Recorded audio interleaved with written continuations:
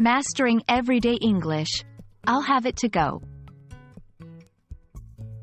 Hello, everyone. Welcome back to our channel, where we dive into the fascinating world of English language learning.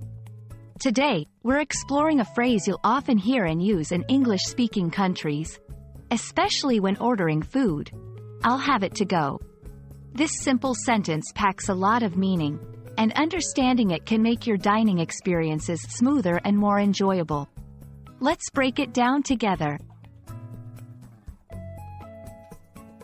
I'll have it to go is a phrase used in restaurants, cafes, or any food service establishments.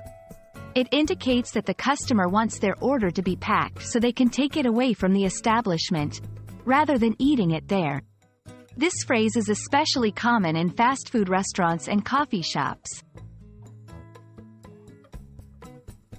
Let's dissect the phrase to understand its components better. I'll is a contraction of I will, indicating a future action taken by the speaker. Have it refers to the act of receiving or taking possession of the food or drink order. To go is the key part that specifies the manner of the order. Instead of consuming the food or drink on the premises, the customer intends to take it elsewhere. This phrase is particularly useful in several scenarios. When you're in a hurry and don't have time to dine in.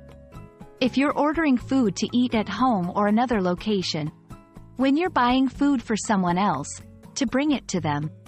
To use the phrase correctly, simply state your order first and then add, I'll have it to go.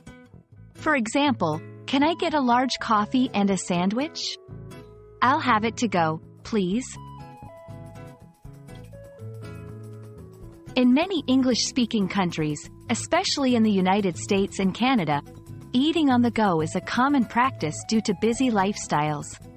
Thus, understanding and using this phrase not only helps in practical situations but also gives insight into the cultural practices of these countries. I'll have it to go is a simple yet essential phrase for anyone navigating the English-speaking world, especially in the context of dining. It's more than just a way to order food. It's a window into the fast-paced lifestyle of many English-speaking societies. We hope this explanation helps you feel more confident and comfortable the next time you step into a cafe or restaurant. Thanks for watching, and see you in our next video. Remember, mastering a language is all about understanding the little nuances. Keep practicing, and don't hesitate to explore more phrases and expressions. Happy learning!